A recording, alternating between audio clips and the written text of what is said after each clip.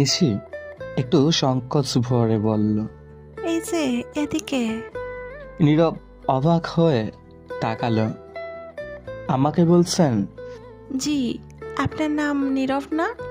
নীরব হালকা হাসি দিয়ে জবাব দিল, হ্যাঁ, কিন্তু আপনি কিভাবে জানেন? নিশির চোখে একটু দুষ্টামির ঝিলিক। আমি আপনাকে দেখেই চিনেছি। আমি নিশি। নীরবের মুখে আবার সেই অবাক হাসি। চমৎকার নাম, কিন্তু আপনাকে তো আমি চিনি না। নিশি খানিকটা বিরক্ত হয়ে বলল। আচ্ছামি করছেন? আমি আদ্রিতা, নিশি। নীরব মৃদু হেসে বলল, ও দারুণ নাম, কিন্তু সত্যি বলছি আপনাকে মনে পড়তেছে না। নিশি গম্ভীর হয়ে গেল।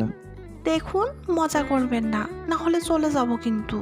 নীরব এবার হাসি চাপতে না পেরে জিজ্ঞাসা করল, ঠিক আছে, আগে বলুন, খাবার অর্ডার দিয়েছেন?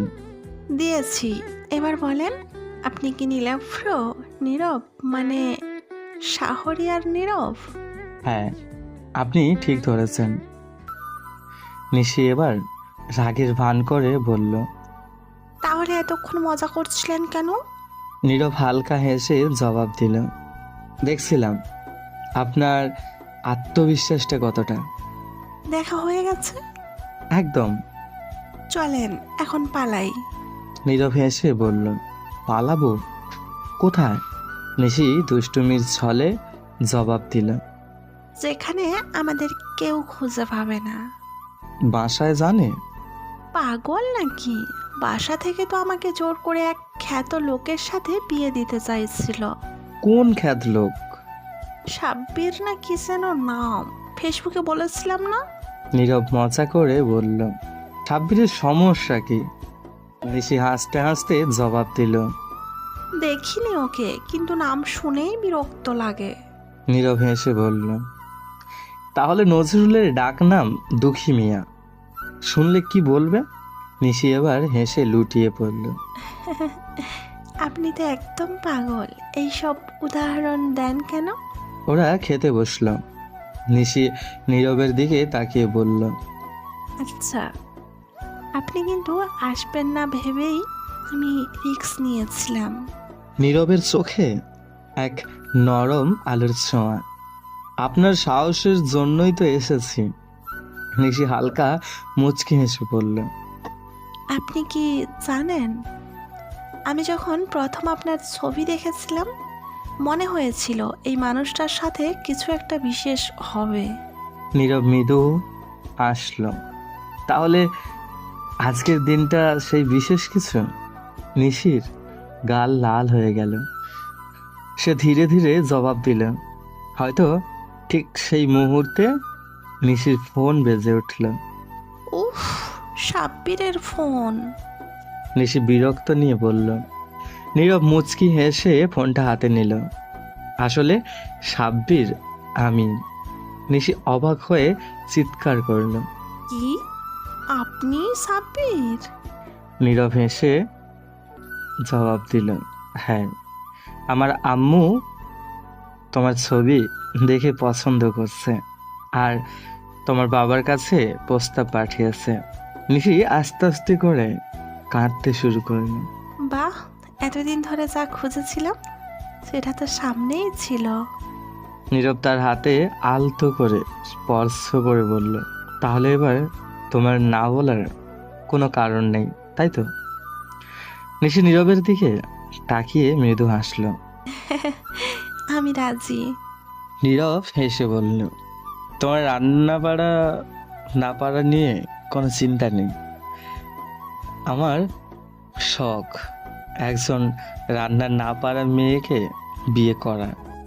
নিশি হেসে গালে হাত রাখলো। সত্যি? তাহলে তো আমরা একদম পারফেক্ট। আর ওদের ভালোবাসার গল্প এখানেই শেষ হয় না, বরং এখান থেকেই শুরু। বিয়ের পর নিশি ও নীরবের জীবনে এক নতুন অধ্যায় শুরু হলো। নিশির পায়ে আলতা লেগে থাকা সেই লাজুক লাল রং যেন প্রতিদিন তাদের সম্পর্কের গভীরতা বাড়িয়ে দিত। নীরবের প্রাণ চঞ্চলতা আর নিশির আলতা মিলিয়ে তাদের সংসার যেন এক রঙিন ক্যানভাস হয়ে উঠল। একদিন বিকেলে বারান্দায় বসে চা খাচ্ছিল নিশি। নীরব চুপি চুপি পেছন থেকে গিয়ে তার কানে ফিসফিস করে বলল, শুনছ, আমি স্বপ্নে দেখেছি তুমি আমাকে ছেড়ে চলে যাচ্ছ। নিশি ভুরু কুচকে তাকালো। কি বলছো এসব? নীরব হেসে নিশির গাল টেনে বলল, আচ্ছা যদি সত্যি চলে যেতে বলে? নিশি গম্ভীর মুখে বলল। তোমাকে ছাড়া থাকতে হলে মরেই যাব। নীরব হেসে উঠল, কিন্তু নিশির চোখে এক মুহূর্তের জন্য জ্বলে উঠল এক অজানা আতঙ্কের ছোঁয়া। কয়েকদিন পর নিশি লক্ষ্য করল নীরবের আচরণে অদ্ভুত পরিবর্তন এসেছে। নীরব যেন কিছু লুকাচ্ছে, ফোনে চুপি চুপি কথা বলে, রাতে দেরি করে বাড়ি ফেরা। সবই নিশির মনকে বিষণ্ণ করে তুলেছে। একদিন নিশি নীরবের ফোনে একটি অচেনা নাম দেখল, অর্পিতা। নিশির বুকের ভেতরটা কেঁপে উঠল, নানা সন্দেহের ঝড় বয়ে গেল মনে। কিন্তু নিশি কিচ্ছু বলল না, শুধুই দেখল নীরবের মুখ, যেখানে সে একসময় তার সব খুঁজে পেত। শেষমেশ একদিন নিশি নীরবের সামনে দাঁড়িয়ে বলল, তুমি কি কিছু লুকাচ্ছ? নীরবের মুখটা মুহূর্তেই ফ্যাকাশে হয়ে গেল। তারপর এক গভীর নিঃশ্বাস নিয়ে বলল, হ্যাঁ লুকাচ্ছি, কারণ আমি জানি তুমি চিন্তিত হয়ে পড়বে। বলো না প্লিজ। নীরব হাত ধরে বসিয়ে বলল, অর্পিতা আমার অফিসের একজন কলিগ, ওর ক্যান্সার ধরা পড়ছে। আমি ওকে সাহস দিচ্ছি, ওর চিকিৎসার জন্য সাহায্য করছি। নিশির চোখ থেকে অশ্রু গড়িয়ে পড়ল।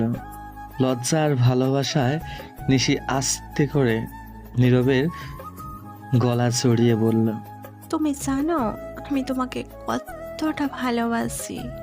জানি, তাই তো তোমার জন্য আজীবন বেঁচে থাকতে চাই। সেদিন থেকে নিশি আর নীরবের মধ্যে কোনো দূরত্ব থাকলো না। তাদের গল্প আর রঙিন হয়ে উঠল, ভালোবাসা, বিশ্বাস আর একটুখানি আবেগের ছোঁয়া। আর এভাবেই চলতে থাকলো নিশি আর নীরবের অপূর্ণ থেকে পূর্ণ হওয়া প্রেমের গল্প। সো বন্ধুরা, আমাদের গল্পটি যদি ভালো লাগে আমাদের চ্যানেলটি সাবস্ক্রাইব করুন, পাশের বেল আইকনের অল ঘন্টিটা বাজিয়ে দিন। আর হ্যাঁ, একটা লাইক করে কমেন্টে জানিয়ে যাবেন কেমন লাগলো। আপনাদের এক একটা কমেন্ট পেলে আমরা মোটিভ হই নতুন নতুন গল্প বানানোর জন্য। ধন্যবাদ।